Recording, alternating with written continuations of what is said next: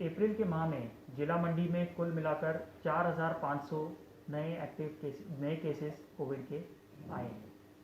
और इसमें हमने जो ट्रेंड देखा है, जिसमें ग्रामीण क्षेत्र से केसेस अब बढ़ रहे हैं। लगभग 39% केसेस शहरी क्षेत्र से हैं, जबकि 61% केसेस हमारे ग्रामीण क्षेत्र से हैं। यही आंकड़ा 15 दिन पहले लगभग 50-50 का था। इनफैक्ट शहरी क्षेत्र से लगभग थोड़े से ज़्यादा केसेस थे, पर अब ग्रामीण एरिया से भी केसेस हमारे पास आने शुरू हो गए। इस पूरे दौर में हमने देखा है कि जो केस फैटेलिटी रेट है हमारा, वो 1.27% है, जो कि जो फर्स्ट वेव के साथ अगर हम बात करें या 2020 की बात करें तो लगभग उसी पे था। उस टाइम पे हमारा 1.23% केस फैटेलिटी रेट था। तो ज़्यादातर लोग ठीक हो रहे हैं, कुछ घर में, मेजॉरिटी लोग तो घर में ही रह के ठीक हो रहे हैं, कुछ लोग जो है हॉस्पिटलाइजेशन की ज़रूरत पड़ रही है और हॉस्पिटलाइजेशन के बाद भी वो ठीक होके जा रहे हैं। तो डेथ रेट लगभग सेम है जो 2020 में था, और इस साल भी लगभग उसी का डेथ रेट चला हुआ है। जहाँ पॉजिटिविटी की बात है, तो इस फेज़ में, इस वेव के दौरान पॉजिटिविटी जिला मंडी में 13% की पॉजिटिविटी आ रही है। पर चिंता का विषय हमारे लिए ये है कि जो पिछला हफ्ता है, पिछले हफ्ते में हमारी पॉजिटिविटी लगभग 30% के आसपास आई है। यानी कि हर 3 में से एक व्यक्ति संक्रमित, जिसके टेस्ट कर रहे हैं, वो संक्रमित पाया जा रहा है। आज के दिन में जिला मंडी में 2251 एक्टिव केसेस हैं, और इस पूरे कोरोना काल में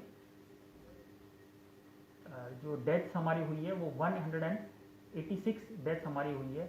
125 डेथ्स हमारी फर्स्ट फेज में हुई थी, 61 डेथ्स हमारी इस फेज में, इस वेव के दौरान अनफॉर्चुनेटली हुई है।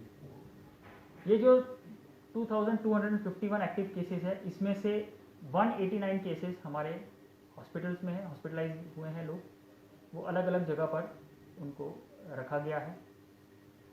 हॉस्पिटल्स की अगर हम बात करें तो जिला मंडी में नेर चौक के अलावा हमने 115 बेड्स अलग अलग स्थानों पर एक्टिवेट किए थे। 40 बेड्स बीबीएमबी सुंदरनगर में, 50 बेड्स एमसीएच सुंदरनगर में, और 25 बेड्स सीएच रत्ती में। रत्ती के जो बेड्स के बढ़ाने की बात थी वो पिछले कल हो चुका है। 20 बेड्स हमने और उसमें ऐड किए हैं उस पूरे के एरिया में। तो 135 हमारे बेड्स नेर चौक के अलावा ऑक्सीजन बेड्स हमारे जिला में तैयार है।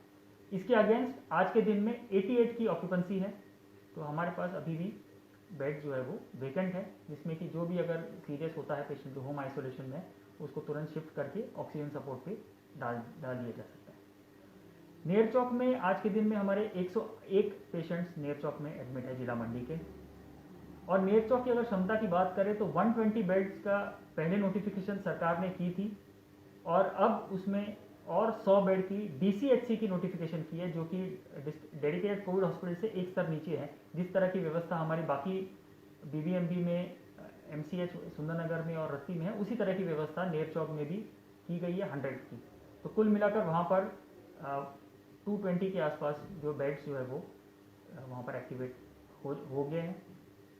इसमें सबसे बड़ी चैलेंज जो हमें आ रही है वो ऑक्सीजन की है, और ऑक्सीजन को लेकर हमारे ज़िले में ही अच्छी क्षमता है ऑक्सीजन प्रोड्यूस करने की। लगभग 1600 सिलेंडर्स हर दिन ऑक्सीजन के जिला मंडी में प्रोड्यूस किए जाते हैं और उनको यूज़ किया जाता है।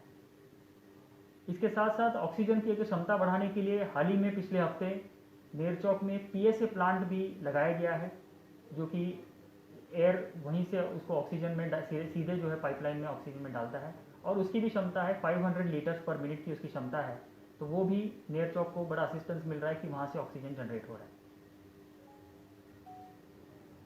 इसमें जो सबसे बड़ा चैलेंज है वो, जैसे मैंने कहा, ऑक्सीजन सिलेंडर्स का है। हमने एक ऑर्डर इशू किया है जिसमें कि जितने भी ऑक्सीजन सिलेंडर्स अवेलेबल है पूरे ज़िले में, उनकी मैपिंग की जा रही है। उसका पूरा डेटा हम इकट्ठा कर रहे हैं, और जो इन्फॉर्मेशन आई है उसको कोलेक्ट कर रहे हैं, ताकि ऐसी स्थिति अगर आती है तो हम कुछ सिलेंडर्स को लोगों से लेकर इस कार्य के लिए डाइवर्ट कर सकते हैं। बहुत से सिलेंडर जो है वो अनिवार्य रूप से वहाँ पर इंडस्ट्री में लगे हुए हैं, उनको नहीं शिफ्ट कर पा रहे हैं। पर पूरी इन्वेंट्री जो है वो जिला मंडी में हम तैयार कर रहे हैं, ताकि अगर स्थिति और बढ़ती है केसेस की तो हमारे पास सिलेंडर्स वहाँ पर उपलब्ध रहेंगे। हमारा ये भी प्रयास है बेड्स को आगे बढ़ाने की दृष्टि से कि नेरचौक में लगभग 300 बेड, जो 100 बेड अभी सरकार ने हाल ही में नोटिफाई किए, इसको और 200 से हम बढ़ाकर 300 बेड तक इसको ले जाने का हमारा प्रयास है, जिसमें थोड़े चैलेंजेस आ रहे हैं ऑक्सीजन सप्लाई को लेकर।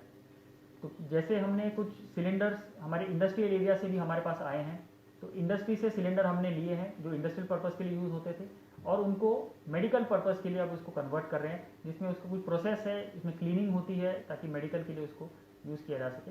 तो ऐसे काफ़ी सिलेंडर्स हमारे पास आए हैं और धीरे धीरे से हम नेरचौक में शिफ्ट कर रहे हैं, और जैसे सिलेंडर्स हम शिफ्ट करते हैं वहाँ पर नेरचौक की कैपेसिटी धीरे धीरे से हम बढ़ाते रहेंगे।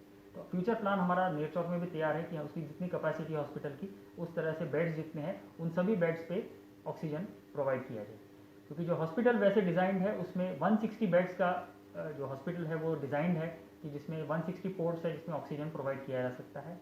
ये जो कोरोना का दौर है, इसमें ये ऐसे प्रेडिक्ट नहीं किया गया था कि सारे लोगों को बेड्स इकट्ठा लगेंगे, तो उसकी ऑक्सीजन की क्षमता बढ़ाने की भी, ऑक्सीजन प्रोडक्शन की क्षमता बढ़ाने की भी आवश्यकता है।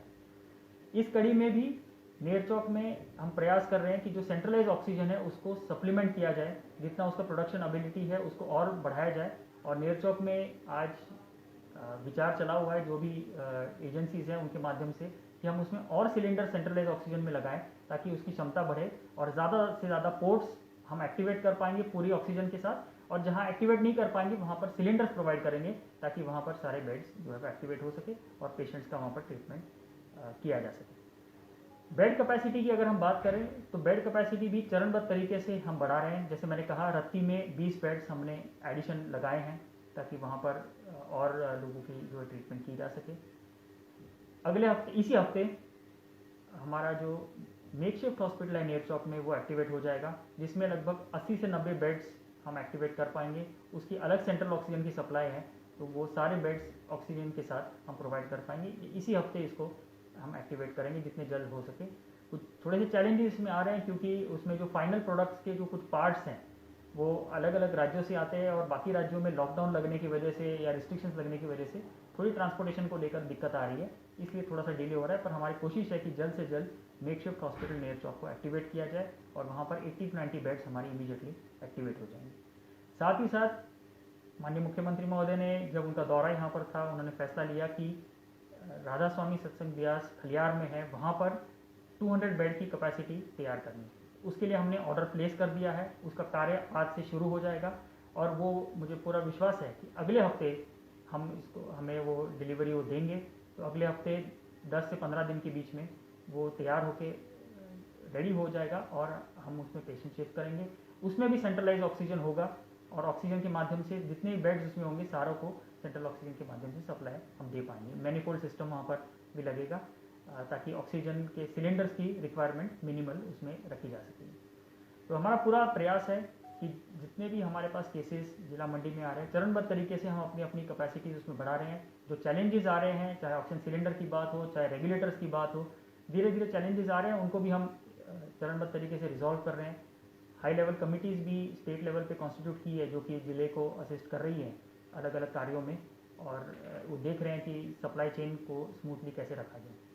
इस पूरे पीरियड में मेरे लोगों से अपील रहेगी कि हमारी कोशिश होनी चाहिए कि संक्रमण को रोका जाए। इस बार जितने संक्रमित लोग आ रहे हैं वो इकट्ठा ही सारे आ रहे हैं, एक ही महीने में सारे लोग आ रहे हैं, और ये मई का महीना है, ये हमारे लिए सबसे ज़्यादा क्रिटिकल रहेगा। जिस तरह के ट्रेंड्स हमने अप्रैल के एंड में देखे हैं, उस तरह के आगे जो है वो केसेस इसमें बढ़ते रहेंगे,